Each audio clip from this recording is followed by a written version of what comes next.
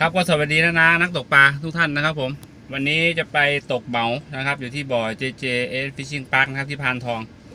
วันนี้ก็ไปกันทั้งหมด4คนนะครับก็ทีมงานเหมือนเดิมครับไม่มีใครไปด้วยนะครับ เขาติดธุระ วันนี้จะเป็นยังไงก็ต้องคอยดูกันเนาะจะฮอตหรือจะนิ่งก็คอยดูกันต่อไปครับก็คงมีผมนะครับเหมือนเดิมครับผมคนหนึ่งนะครับเด็ดบุญนิ่งนะครับแล้วก็น้องนะครับบีฟบุญนิ่งนะครับแล้วก็แฟนของน้องบีฟนะครับน้องตุ๊กตาบุญนิ่งแล้วก็เหมือนเดิมครับน้องมอสของเรามาอีกตามเคยนะครับผมไม่เคยพลาดครับตื่นตั้งแต่ตี 4นะครับผมตื่นมาเข้าห้องน้ำแล้วครับแล้วก็นอนต่อนะครับ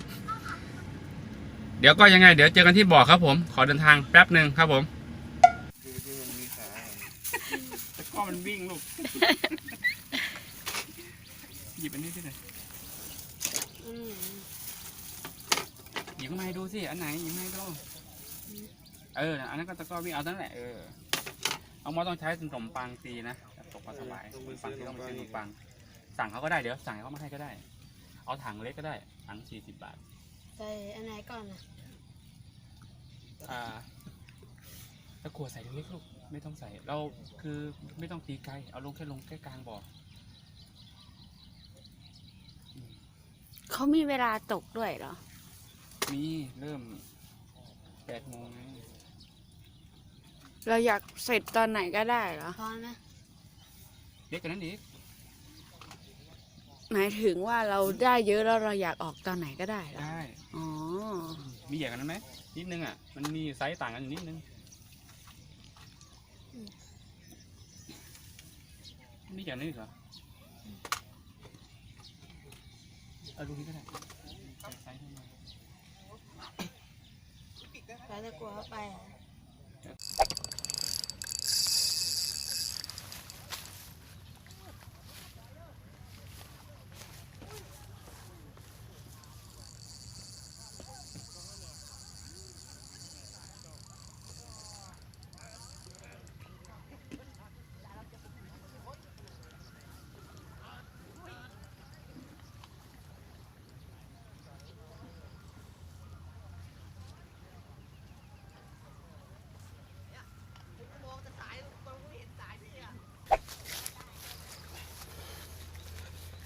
เดทเทลครับผมถ่ายวิวอยู่ใช่ไหมใช่ครับตัวนี้น่าประมาณสัก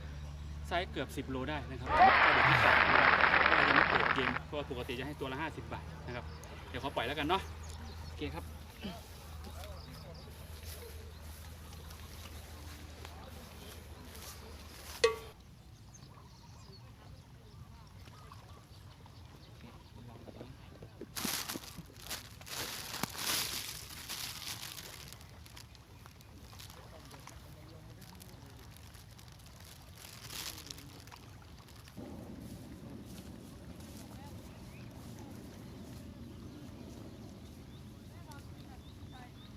ขอบคุณทุกทีมงานนะครับที่มา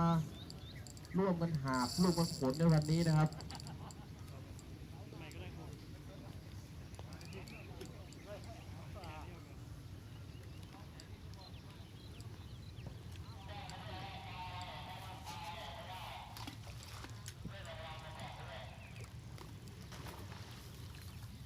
ปลาที่นำออกได้นะครับมีปลาสวายปลาดุกปลานิ่นจาระเม็ดนะครับแล้วก็ยี่สกครับผมจานเม็ดครับไซส์ประมาณโลครับโลนิดๆนะครับ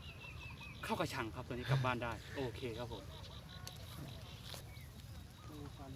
มีฟันเลยยังอยู่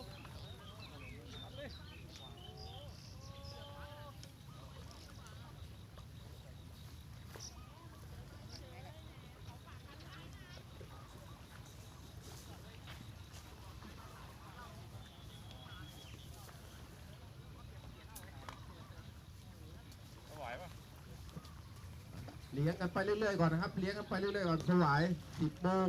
เดี๋ยวมีเกมให้เล่นครับของแจกมากมาย ค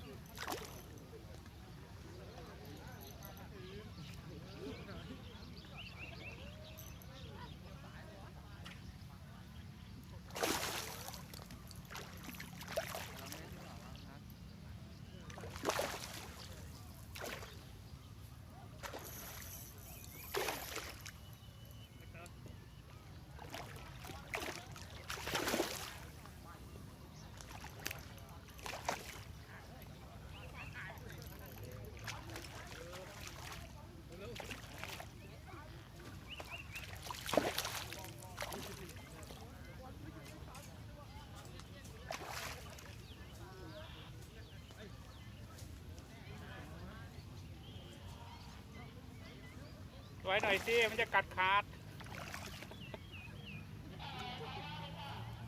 ออกกำลังกายปอมแน่แน่ทำไมหดสั้นทำไมไม่ยืดคันให้พี่ดิหดทำไมเนี่ย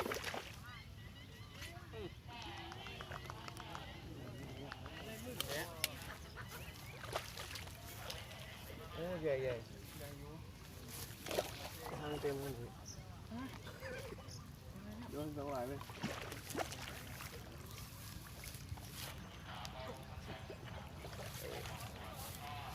โชว์หน่อยครับโชว์หน่อยสุด ไปครับจระเม็ดอีกแล้ว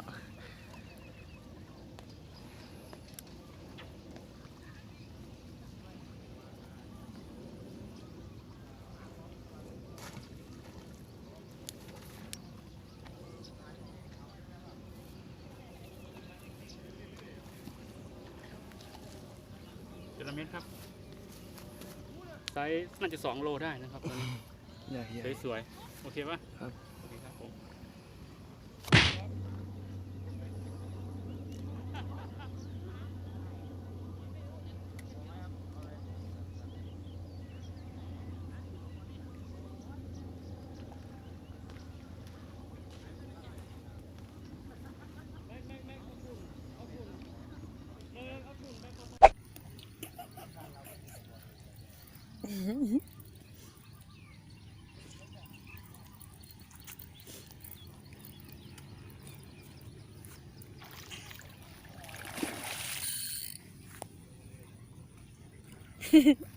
หนุนอาวิวิ่งมาแล้วหนุนไหนที่ตักอ่ะ ขึ้นมาเลยลากเลย อะไรอ่ะ หวายอ่ะ เหรอ เดี๋ยวถ่ายรูปป่ะ ถือปะ เอาไว้นะ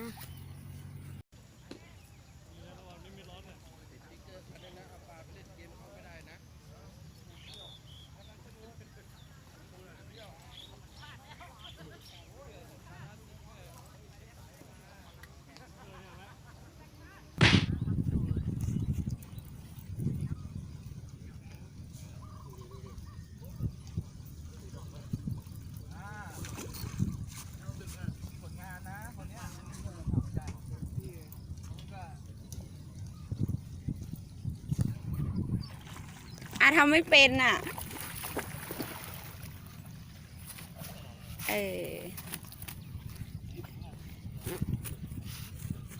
เดี๋ยวเราเอาวิบมาก่อน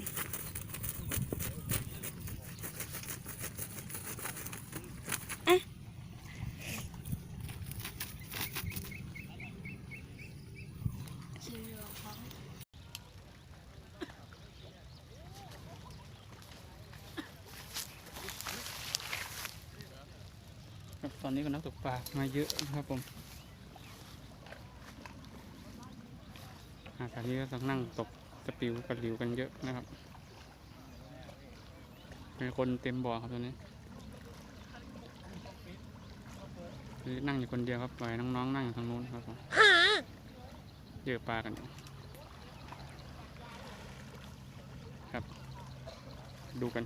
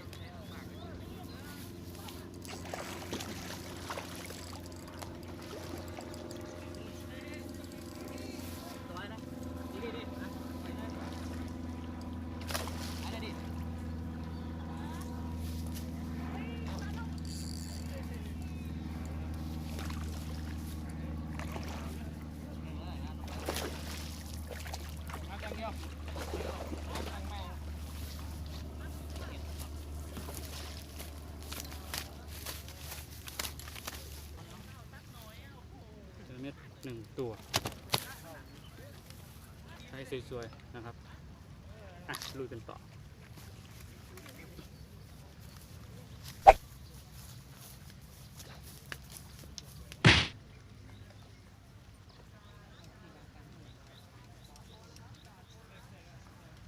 เนี่ยกลัวพี่หิวไง โอ้ขอบคุณครับ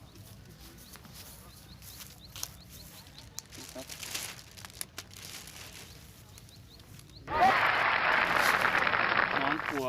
หิวครับ เอาอันนี้มาให้ กินครับกิน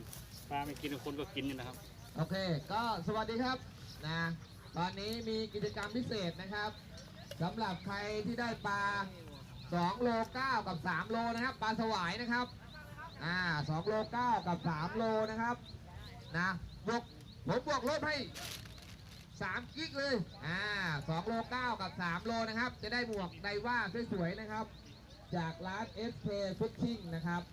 ปลาไม่กินจะโดดลงไปจับไปแล้วใจคอคนเราอ่ะสวาย2 9 กับ 3 โลนะแจกหมวกนะครับ ตอนนี้หมวกออกยากนะครับไม่มีใครมาเอาเลยนะหมดแล้ว สองทางผมก็ได้แล้วก็ยิงไม่ต้องเดี๋ยวเขาไม่ต้องตีไกลมากก็ได้ อ๋อปานินโอ้ยมาเอาหมวกเขามาเอาหมวกครับปานินไซส์สวยโอ้ยมาช้าไปนิดเดียวเมื่อกี้นี่ปานินไซส์นี้เกินแล้วพี่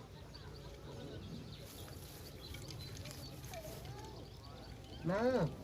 7 4 5 4 6ได้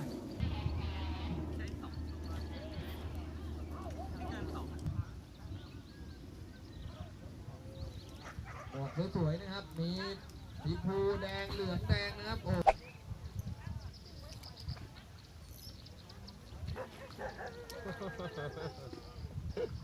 สวยบิ๊บสวยสวยใส่กระชังได้เลยตัวนี้ ขนมปังใส่เดือนก็ได้ จระเม็ดครับอีกตัวหนึงไซส์น่าจะ2 โลครับเงียบมานานครับจริงๆตัวตะกี้นี่โอเคครับผม ใหญ่ครับ ไซส์ ตัวนี้ใหญ่ ครับไปใส่กระชังตีปั้นตีไว้ก่อนแล้วก็เดิน มาเอามาช่างครับผมเอามาช่างดู เล่นเทลมาแค่ ปลา26 27เอามาช่างดูครับเอามาช่างดูไม่รู้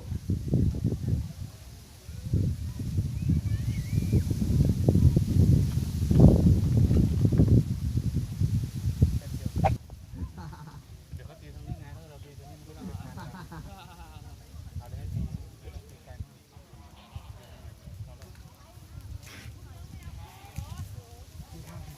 ถ้าไปเช้ากินข้าวได้คิว ได้นี่เลย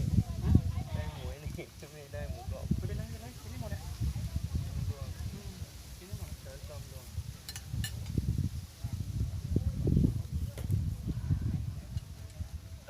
ก็ในเช้าเนี่ยเพิ่งจะกินข้าว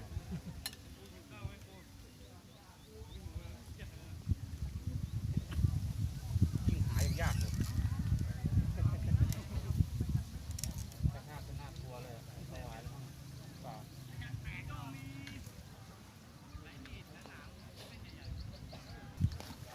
เดี๋ยวพี่ถ่าย จะ ตัว เดิ เอน ง หนี ทำไม ไปไหน อ่ะ ก็ดูกล้องที่ ครับ ดูกล้องใหญ่เลยจะเที่ยวครับไปประมาณ10 โลเดี๋ยวเอาไปชั่งค่าคันคืนตัวละ50 บาทเอาแม็กซ์ถือไปไม่ต้องซื้อคันไปเปิดเลย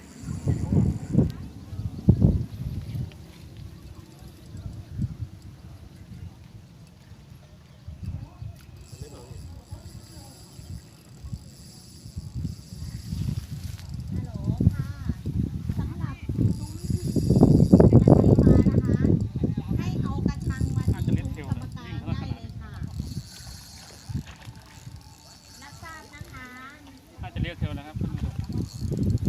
ตัวละ50 บ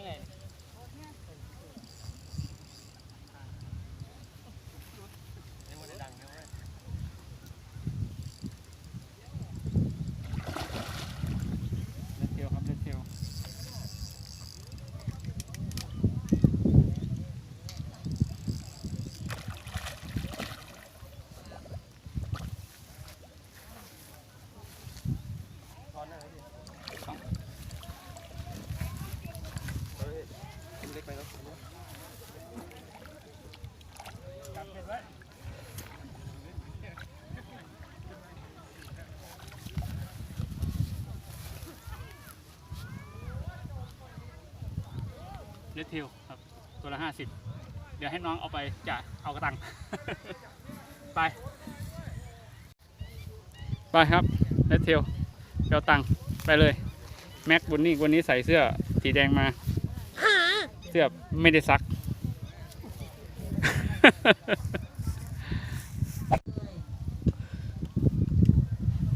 มันปลูกมากี่พันยอดไปเลยท่านคงบอกใครไม่ได้นะคะ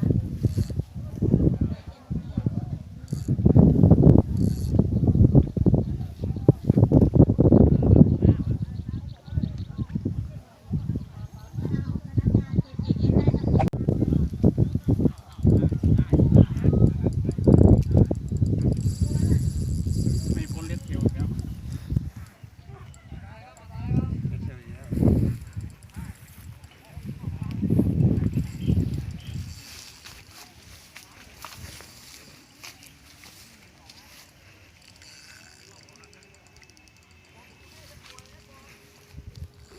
มาทางนี้สิแล้วทำไมทางโน้น ยกมืออีก1 ใบนะครับสำหรับก็จะมีเป็นรางวัลอบอุ่นนะครับ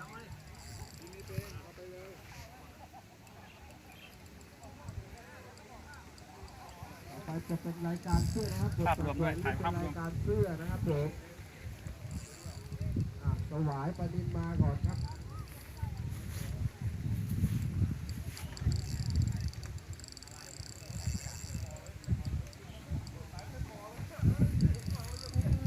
ซุ้มสามมาหรือยังคะซุ้มสามกระชังมีไหมคะ เอามาที่ซุ้มกรรมการได้เลยค่ะ เลดเทลครับ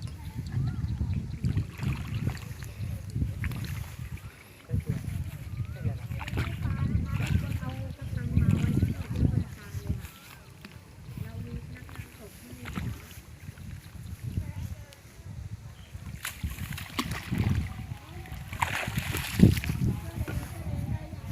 เลดเทลครับเอาตังค์อีก50 บาท เดี๋ยวให้น้องไปเอา ไป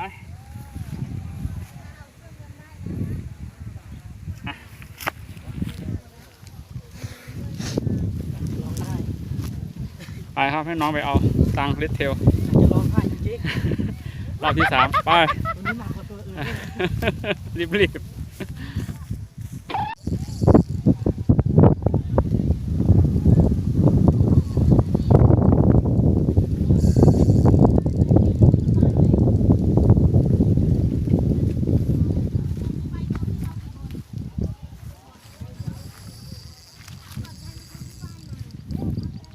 น่าจะเป็นเลดเทลนะครับเหมือนเดิมครับตัวละ50 บาท ไปโน่นเลย ทำไมมาขายดีเนี่ยเห็นไหมคันโก่งไม่พลาดนะคะทีมนี้มาประจำนะคะบอกทีเราคันโก่งไม่พลาด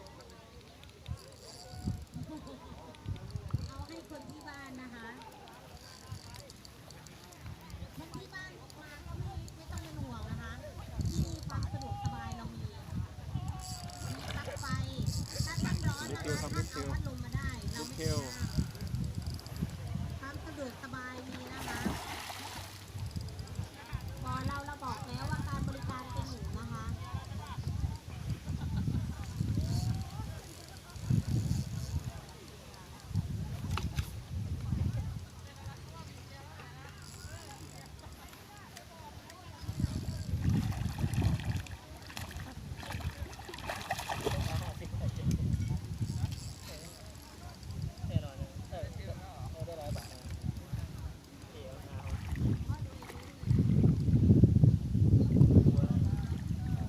เห็นไหม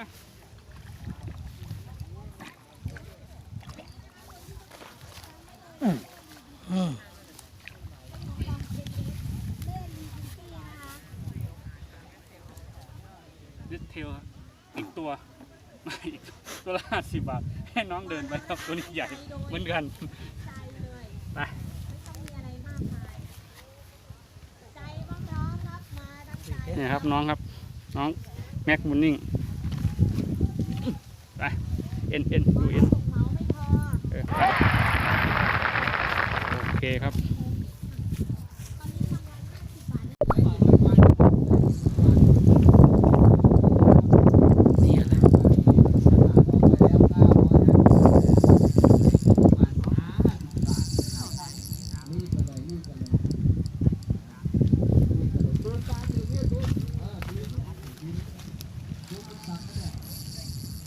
เปลี่ยนแล้วเลย เปลี่ยนเลยเปลี่ยนเลย เอาแบบว่าติดขอบหญ้าแล้วก็กระเด้งกลับมาลงน้ำอ่ะที่จะปลาอะไรแล้วกันที่ออก เ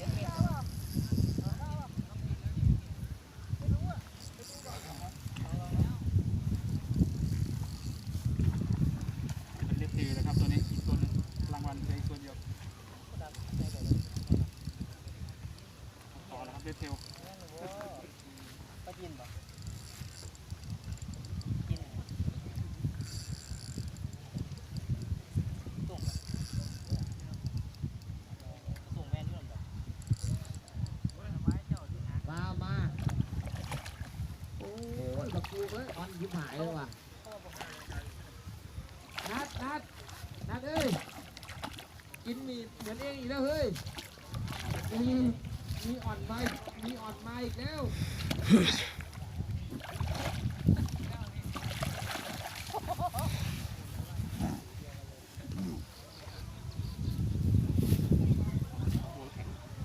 เล็บเทลครับตัวสุดท้ายวันนี้ของวันนี้แล้วก็เปลี่ยนเหยื่อแล้วครับหมดแล้วครับรางวัล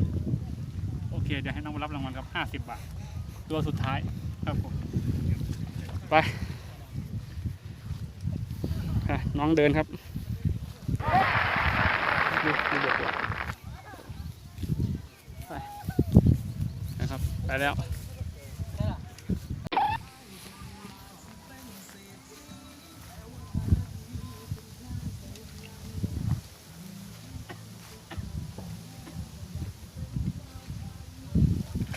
จระเม็ดนะครับ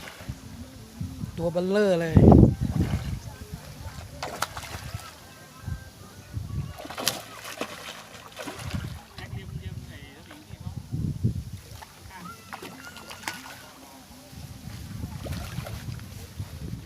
ครับเยี่ยมตัวบิงครับ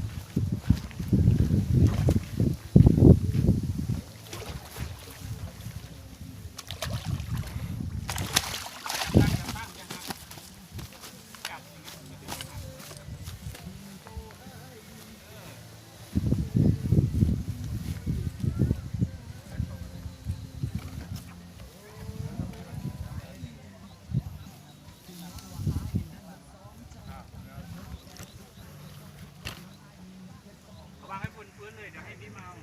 ตกต่อไปเลย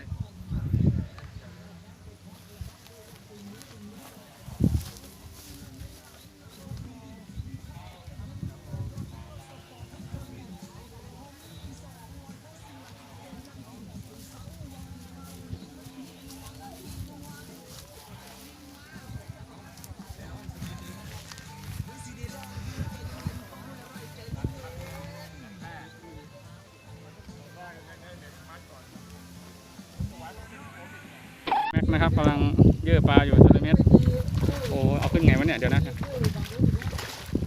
เล่นก่อนไม่หลุดเลยคาดเลยตอนนี้ก็บ่าย3:30แล้วครับใกล้หมดเวลาแล้วก็ยังไงก็เดี๋ยวติดตามชมต่อนะครับ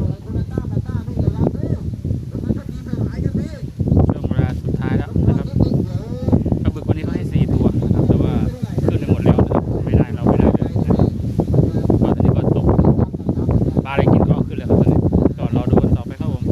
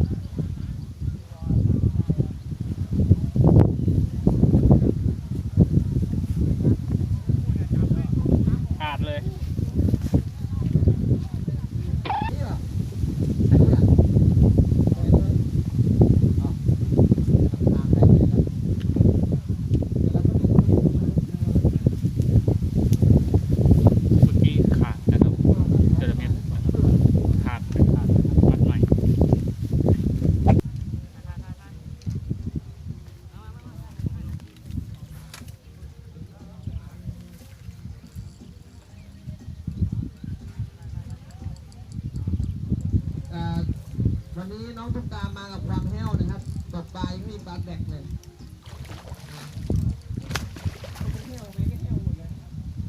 อ่อนมาก ที่ไปเป็นตอนเป็นสวิงที่มันหนา อ่อนไม่อ่อนไม่เป็นอ่อนไม่ใช้อ่อนเป็นตุ่มฟองกาลาลา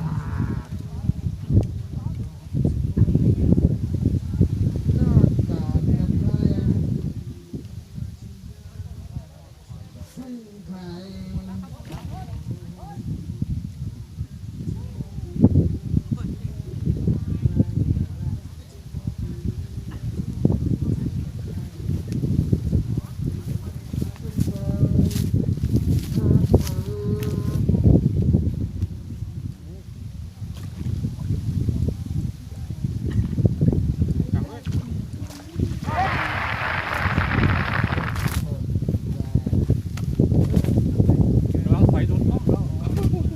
เนี่ย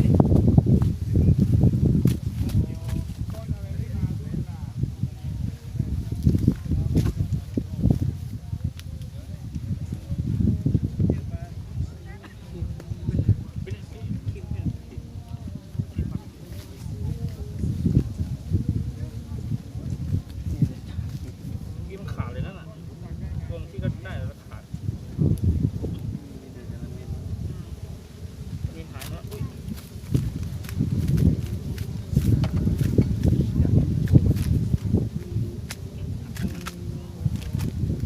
อันนี้มันล็อกไม่ค่อยอยู่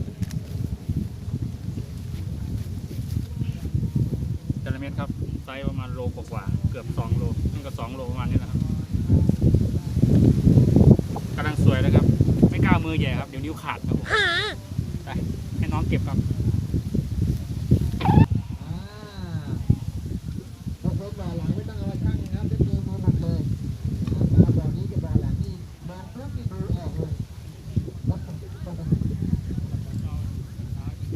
คนละน้ำ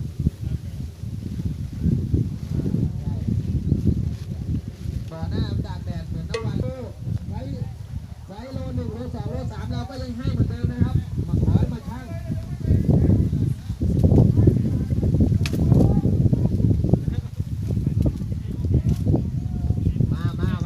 มาเด้อพี่น้อง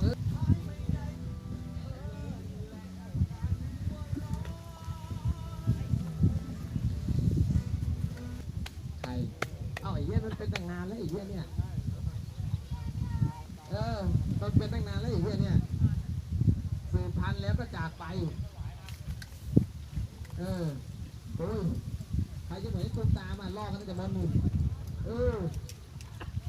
ล่อกันตั้งแต่ม.1พอม.2ก็ท้องม.3ก็คลอดม.6ก็มาเอากันอีกนักเรียนใจดีต้องเอากันตั้งแต่ม.1อยู่ใหญ่ตัวตามเนี่ย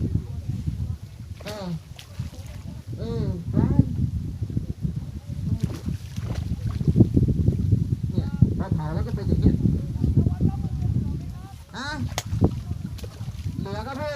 มีถุงก๊อบแก๊บแจกอยู่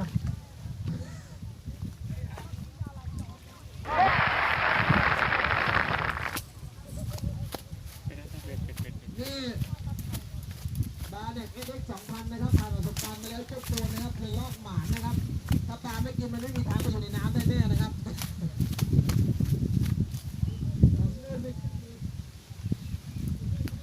หมุนเลือดไปขึ้นมือนะครับสาวผู้สาวครับใคร1 2 3มองมาทางนี้เลยครับ อีกตัวครับไซส์ประมาณ6-7 ขีดกระยุดเวลาแล้วครับดูกันต่อครับตัวนี้ เกิน5 บาทครับตัว จระเม็ดครับ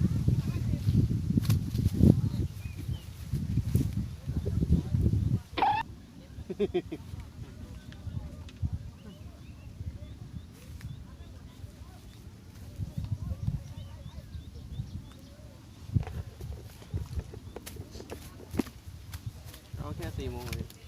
เขาให้เวลา โอเคนี่คืออะไรจระเม็ดคนล้วน ติดต้นมะม่วงนี่ตัวนี้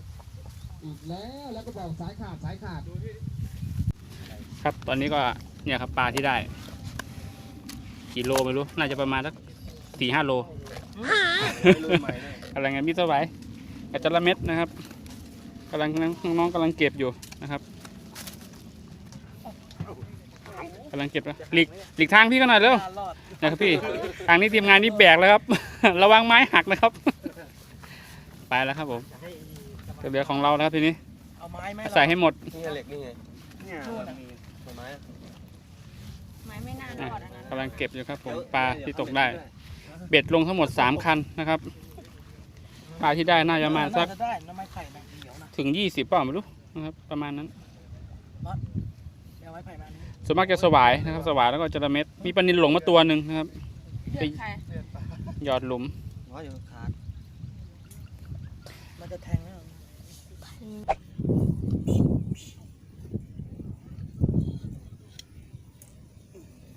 ไปเดินไปข้างหลังเดินไปข้างหลังนั่นแหละครับตอนนี้ปลาครับแบกน้ำหนักประมาณ5 ตันนะครับปลาน้องครับกำลังเดินทางกลับแล้วปลาก็กลับทั้งหมดแล้วตอนนี้ก็ถือว่าพอใจแล้วถ้ายังไงเดี๋ยวไปดูกันที่ข้างปลาเนาะโอเคครับ โล35 40 ไปอยู่บ้างนี่นี่จะพี่ครับก็ตอนนี้หมดทริปแล้วนะครับผมตอนนี้ก็4 โมงกว่าๆนะครับ ปลาที่ได้ก็มีปลาจระเม็ดกับปลาสวายนะครับจระเม็ดอย่างเดียวก็ประมาณ18 กิโลนะครับรวมสวายด้วยนะครับสวายไม่ได้แยกช่างก็ลงประมาณ40 กิโลนะครับเดี๋ยวไปแบ่งแยกกันที่บ้านนะครับ ก็ถือว่าไม่เละนะครับวันนี้ก็พอใช้ได้อยู่ครับ แถมปลานินตัว แถมปลานินตัวนะครับหลงมาทางไหนไม่รู้นะผมก็จะถามอยู่ ดินใหญ่เลย ปลานินไม่ตอบนะครับถ้าตอบคงจะรู้ไม่รู้มาจากไหนเหมือนกันนะครับก็ยังไงเดี๋ยว ไปดูอีกทีนะครับเทปลาลงที่บ้านว่าประมาณไหนนะครับก็ตอนนี้ก็มาถึงบ้านแล้วนะครับก็น้องกำลังล้างปลาอยู่รูปครับแอบจับแอบแต่อ่างปลาตอนนี้จะไปเจอจับตูดมันนะล้างปลานี่คือปลาที่ได้มาวันนี้นะครับ ไม่ใช่40 โลครับพูดผิดครับ35 โลนะครับไอคนที่มันไปช่างครับมันจำไม่ได้มานี่นะครับ35 โลมีปลานิลหลงมาตัวหนึ่งครับปลานิลน้อยตัวประมาณ2 ขีด 3 ขีดครับอันนั้นก็สวายกับจระเม็ดใครอยากกินอะไรสั่งได้นะครับ ที่ร้านอาหาร อันนี้ก็จะแบ่งกันไปกินนะครับ ก็ขาย2 ตัว50ครับเอาเปล่าเนี่ยไอ้นี่มันไม่ยอมไปครับไอ้เนี่ยครับอันนี้ไอ้วีบุญนิ่งนี่ครับมันไม่ยอมไปมันห่วงกินเหล้า